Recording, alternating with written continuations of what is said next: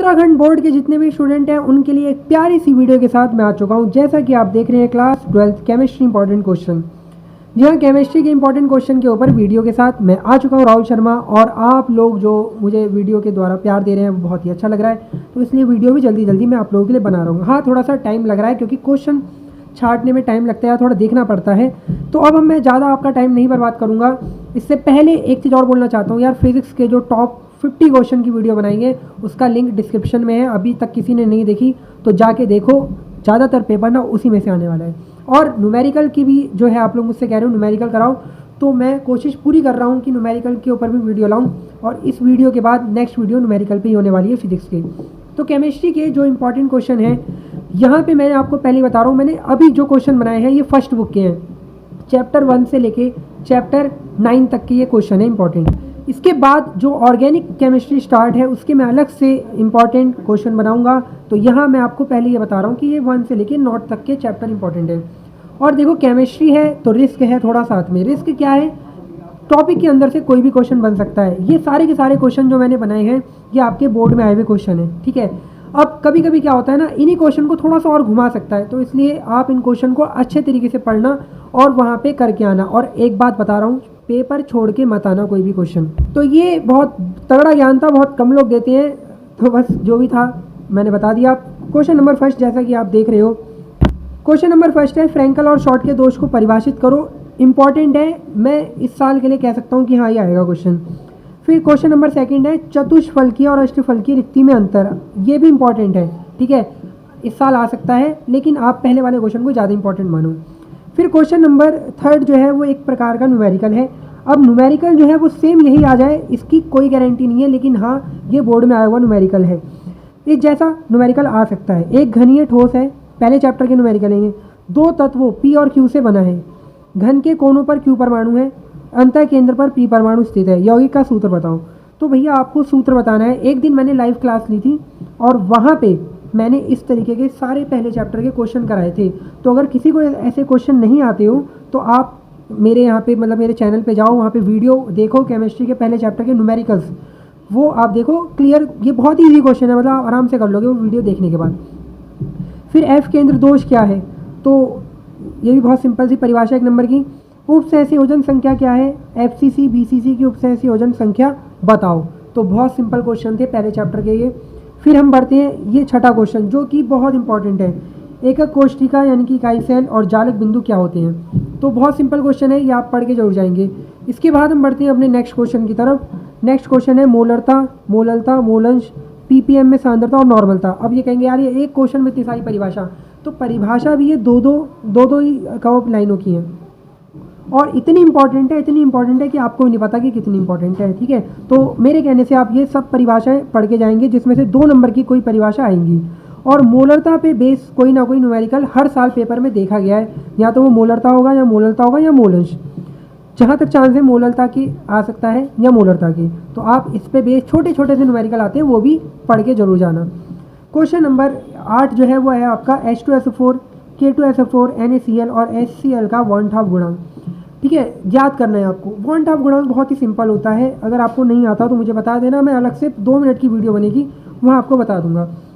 Question number 9 Henry का नियम लिखें और इसके अनुप्रयोग भी लिखें, ठीक है। हेनरी का नियम हो गया आपका, ये सेकंड चैप्टर के क्वेश्चन है। बहुत ही सिंपल क्वेश्चन है कि आपको इसके अनुप्रयोग पढ़ के जाने हैं, इस साल के लिए इंपॉर्टेंट है। क्वेश्चन नंबर 10वां जो है आप लोगों का वो क्वेश्चन 10 जो है 5.4 ग्राम ग्लूकोज है, उसको हमने इतने जल में करा तो उसके क्वथनांक में इतने डिग्री सेल्सियस की वृद्धि होती है। जल का मोलल उन्नयन स्थिरांक की गणना करो। ये क्वेश्चन मैंने सेम टू सेम लिखा, ठीक है। अब यही क्वेश्चन आपका 2 से 3 बार आया हुआ है, तो अगर आपका लक बहुत ही अच्छा रहा तो भाई ये क्वेश्चन आप लोगों को इस साल भी देखने को मिल सकता है। नहीं तो न्यूमेरिकल जो करने चाहिए वो हमें ऐसे करने चाहिए, हमें तरीका पता होना चाहिए। अब वो इसकी जगह ग्लूकोज की जगह यूरिया रख दे, कुछ भी रख दे, मेथड आता है, हम कर लेंगे। तो भैया आपको ये ढंग से पढ़ के जाना है इस तरीके का न्यूमेरिकल। यहाँ क्वेश्चन नंबर 10 गलती से लिख दिया है, क्वेश्चन नंबर 11 होगा, ठीक है। विलियन का परासरण दाब क्या है? वर्कले हॉटले विधि का वर्णन करो। या पेपर में ऐसे आ सकता है कि भैया परासरण दाब ज्ञात करने की वर्कले हॉटले विधि का वर्णन करो। और परासरण दाब के न्यूमेरिकल भी आप पढ़ के जाएंगे, ठीक है। न्यूमेरिकल बहुत सिंपल है इसके, आप पुराने पेपर वाले न्यूमेरिकल ही पढ़ के जाएं। तो ये रिव्यू हम फटाफट से अपने पहले इस जो क्वेश्चन है अपने इसके देख लेते हैं। और आपको इसकी PDF हमारे डिस्क्रिप्शन में मिल जाएगी, लिंक मैं वहाँ दे दूँगा, आप वहाँ से पूरा का पूरा डाउनलोड कर सकते हैं। ऐसे ही फिज़िक्स की भी आपको वहाँ पे मिल जाएगी। ठीक है, तो हम बढ़ते हैं फटाफट से अपने नेक्स्ट क्वेश्चनों के ऊपर। तो यार यहाँ तक अगर वीडियो अच्छी लग रही हो तो आपको पता ही है क्या करना है, लाइक करना है और सब्सक्राइब बटन को दबा दो, क्योंकि उत्तराखंड बोर्ड वालों के लिए जो भी पहले भी वीडियो आएगी, और अभी वीडियो बहुत अच्छी आने वाली है, तो उसका नोटिफिकेशन आपको मिल जाएगा। कोलरॉश का नियम लिखें और इसके अनुप्रयोग। तो चैप्टर नंबर 3 स्टार्ट हो चुका है ये आपका, कोलरॉश का नियम और इसके अनुप्रयोग। इस साल मुझे बहुत इंपॉर्टेंट लग रहा है और आप ये पढ़ के जरूर जाना। इसके बाद नेक्स्ट क्वेश्चन है आपका, तुल्यांकी और मोलर चालकता को परिभाषित करें और तनुता का इन पर क्या प्रभाव पड़ता है। ठीक है, आपको तनुता के प्रभाव भी आने चाहिए भैया। इसके बाद नर्ट समीकरण और EMF ज्ञात करना, मतलब आपको नर्ट समीकरण का कोई ना कोई न्यूमेरिकल देगा, और मैंने जितने अभी तक चेक करे हैं भैया पुराने पेपर आपके, नर्ट समीकरण का न्यूमेरिकल तो सब में ही दिखा है मुझे। तो आप नर्ट समीकरण के न्यूमेरिकल को पक्का करके जाना, और आपको करना कुछ नहीं है, पुराने ही जितने प्रीवियस ईयर में आए हुए न्यूमेरिकल्स हैं इसके, बस आप वो पढ़ लो, आराम से आप क्वेश्चन कर लोगे। ठीक है, नट समीकरण भी याद करनी पड़ेगी भी, जब न्यूमेरिकल करोगे तो नट समीकरण तो पहले याद करनी पड़ेगी, तो आपका ये पढ़ के जाएंगे। क्वेश्चन नंबर 14 जो है वो है प्रतिरोध, विशिष्ट चालकता और विशिष्ट प्रतिरोध के न्यूमेरिकल्स। कभी कभी क्या होता है ना, बहुत सिंपल क्वेश्चन आते हैं, लेकिन अब हम तो नट समीकरण ही पढ़ के गए थे और वो ही नहीं आई, और आ गया प्रतिरोध, विशिष्ट चालकता और विशिष्ट प्रतिरोध के न्यूमेरिकल। यहाँ पे बच्चे नहीं कर पाते यार, बहुत ही सिंपल चीज़ है, आपको 3 चीज़ों पूछेगा आपसे ये, और आपको वैल्यू दी होंगी, तो आप इस तरीके के न्यूमेरिकल पढ़ के जरूर जाना। फिर क्वेश्चन नंबर 15 पे आगे बढ़ते हैं, मानक इलेक्ट्रोड विभव किसे कहते हैं। ठीक है, और गिब्स मुक्त ऊर्जा पे न्यूमेरिकल, गिब्स मुक्त ऊर्जा पे न्यूमेरिकल आप पढ़ के जाएंगे, ये बहुत इंपॉर्टेंट है, बहुत ज़्यादा। ठीक है, अगर आपको थोड़े से अच्छे नंबर लाने हैं तो ये सब पढ़ के जाना है आपको। फिर ये आ गया क्वेश्चन नंबर 16। क्वेश्चन नंबर 16 जो है आपका चैप्टर नंबर 4 स्टार्ट हो जाता है यहाँ से। प्रथम और शून्य कोटि की समाकलित वेग समीकरण याद करनी है। शून्य वाले पे आप देख रहे होंगे मैंने अंडरलाइन कर रखी है, क्योंकि मुझे लगता है इस साल शून्य वाली आएगी, लेकिन फिर भी हम सिक्योरिटी के लिए प्रथम भी पढ़ के जाएंगे और शून्य भी। समाकलित वेग समीकरण है, क्वेश्चन नंबर आपका 28 या 28 क्वेश्चन नंबर वो आपका चैप्टर नंबर 4 से बनता है। ठीक है, अगर आप बोलोगे तो मैं किसी पुराने पेपर का रिव्यू भी करके आपको दिखा दूंगा, फिजिक्स केमिस्ट्री मैथ का। फिर हम लोग बढ़ते हैं नेक्स्ट क्वेश्चन की तरफ, 17वां, अभिक्रिया के वेग पर सांद्रता, ताप, दाब और उत्प्रेरक का क्या प्रभाव पड़ता है। टिक लगा रखा है, टिक लगाने का मतलब पता है आपको क्या है, ये मतलब है कि भाई इस साल पेपर में पूरे चांस है इस क्वेश्चन के आने के, तो ये पढ़ के जाएंगे। क्वेश्चन नंबर 18 क्वेश्चन है, दर्शाओ कि प्रथम कोटि का वेग स्थिरांक अभिकारकों की सांद्रता पर निर्भर नहीं करता। यानी कि आपको अर्धायु प्रथम कोटि की जो अभिक्रिया है और अर्धायु में संबंध करना है, जिसमें आपको ये पता चल जाएगा, लास्ट में रिजल्ट ये आता है। ठीक है, सेम टू सेम इसी तरीके से शून्य कोटि वाले के लिए भी ऐसे ही करना है, दर्शाना है कि शून्य कोटि अभिक्रिया का वेग अर्धायु के व्युत्क्रमानुपाती होता है। इस साल के लिए इंपॉर्टेंट है, देखो पढ़ के हमें क्लियर सारी चीज़ जानी है। ये आपको 19 जो 16 से लेकर 19 तक के क्वेश्चन है, यहाँ पे अगर आप देखो तो हमें केवल 2 चीज़ पढ़नी है, कुछ नहीं, प्रथम और शून्य कोटि की समाकलित वेग समीकरण और अर्धायु में संबंध, बस उसी को इसने क्वेश्चन के रूप में दे दिए। ठीक है, फिर 20वां क्वेश्चन है वो है अभिक्रिया की कोटि और आणविकता में अंतर, बहुत ही ज़्यादा इंपॉर्टेंट क्वेश्चन। फिर है सेल का EMF और विभवांतर में अंतर, ये क्वेश्चन नंबर चैप्टर नंबर 3 का है, तो वहाँ रह गया था लिखना, तो मैंने इधर लिख दिया।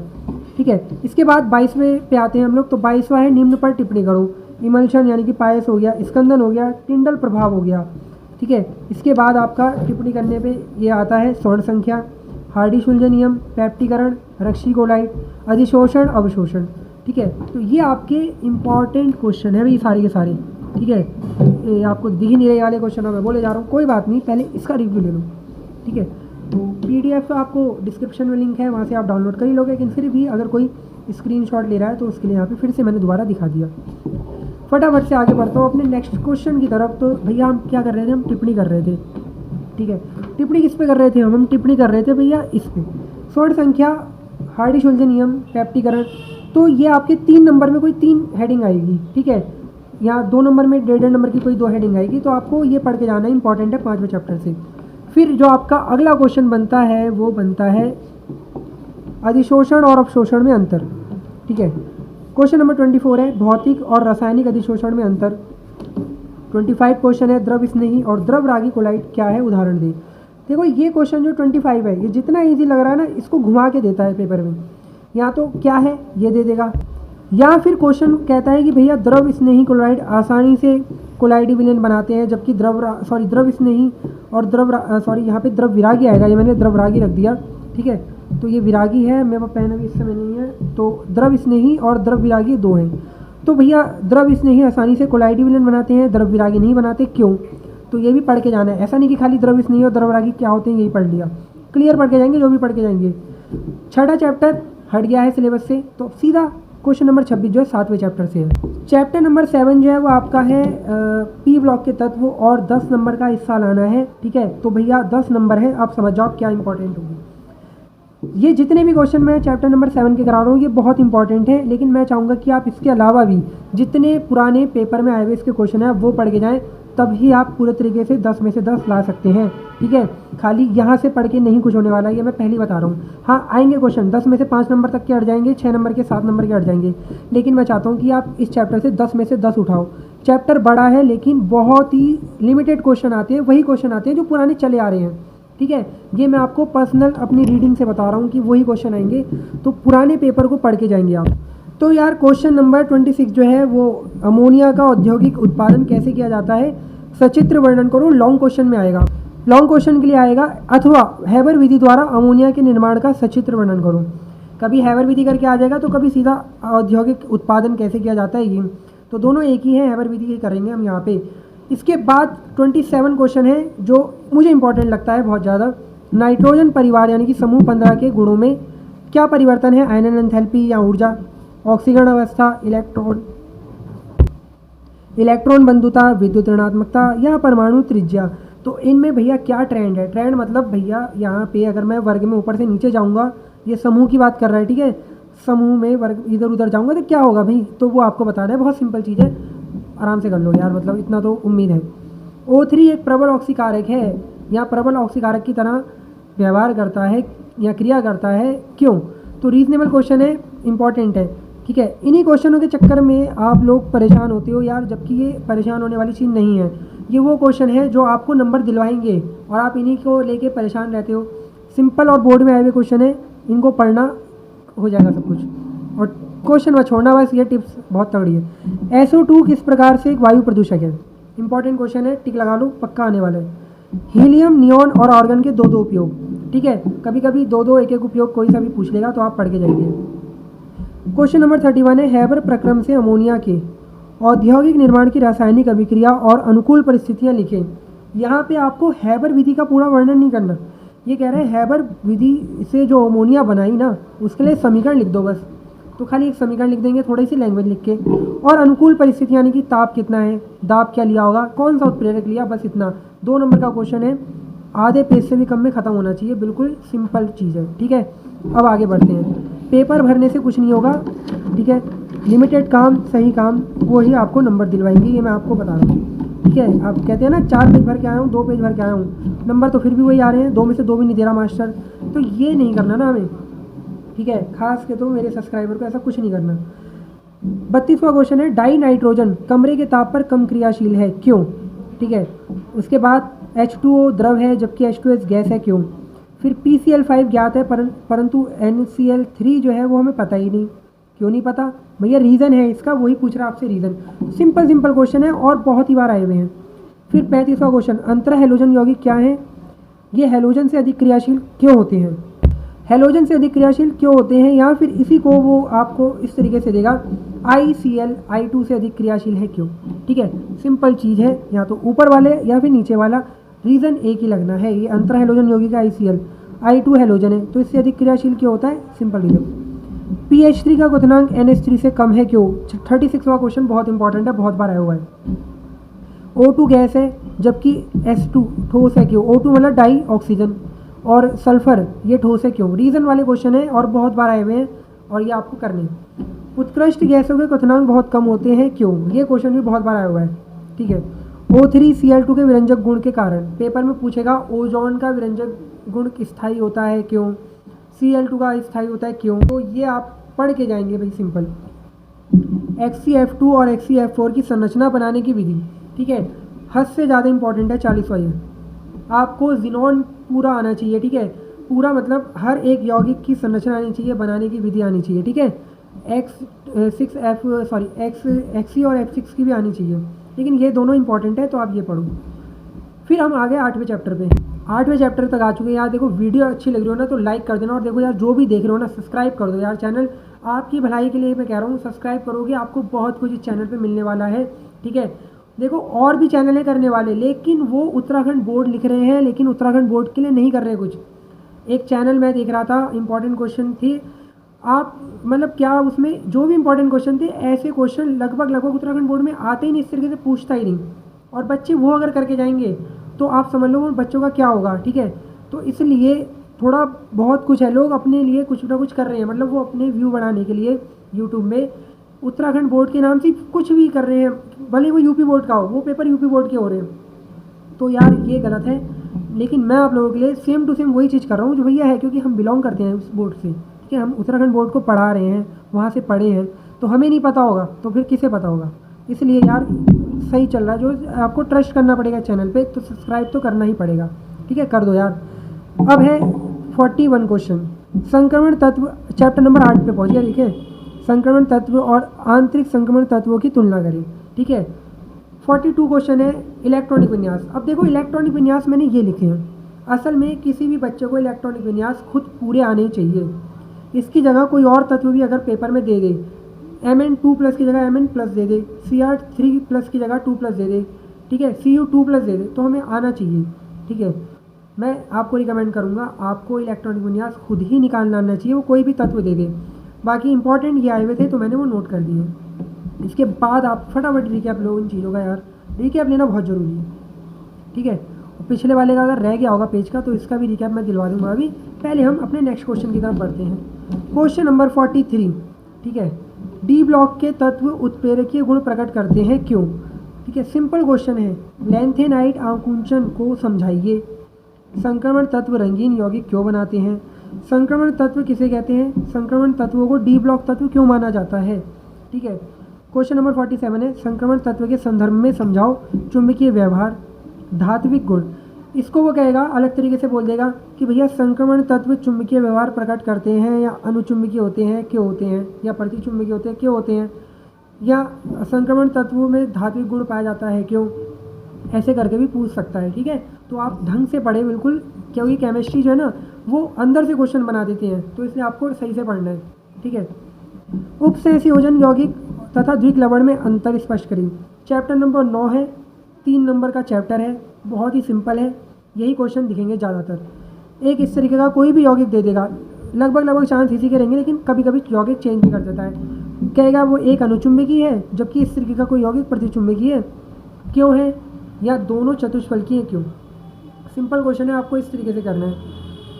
नेक्स्ट क्वेश्चन है लिगेंड्स किसे कहते हैं। नीचे देखो मैंने एक दंतु लिगेंड को मेन माना है, पेपर में आया हुआ था एक दंतु लिगेंड, और धनात्मक और ऋणात्मक लिगेंड के उदाहरण, ठीक है। लिगेंड्स किसे कहते हैं, एक दंतु लिगेंड क्या होते हैं, एग्जाम्पल, और धनात्मक और ऋणात्मक लिगेंड के एग्जाम्पल।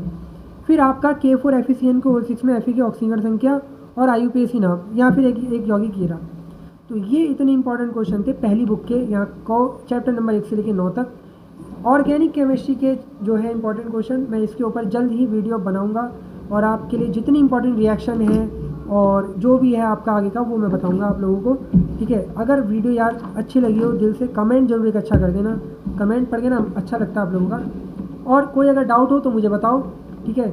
बाकी आपकी जो है मैं नेक्स्ट वीडियो इसके ऑर्गेनिक के ऊपर लेके आऊँगा, और जो आपका फिज़िक्स के इंपॉर्टेंट न्यूमेरिकल्स हैं, ठीक है, उसके ऊपर न्यूमेरिकल जो है वो मैं लगभग ऐसे लाऊंगा जैसे पुराने बोर्ड में आए हुए, ताकि आप वही न्यूमेरिकल करो जिसके पूरे चांस से आने हैं, ठीक है। और इतनी ही हमारी आज की वीडियो थी। अगर वीडियो आपको अच्छी लगे तो लाइक करना, चैनल को सब्सक्राइब करना, और फिज़िक्स के ऊपर भी मैंने टॉप 50 क्वेश्चन की वीडियो बना रखी है, डिस्क्रिप्शन में लिंक है, वहाँ से जाके देखो, और इन PDF को भी वहाँ से डाउनलोड करो। Thank you for watching this.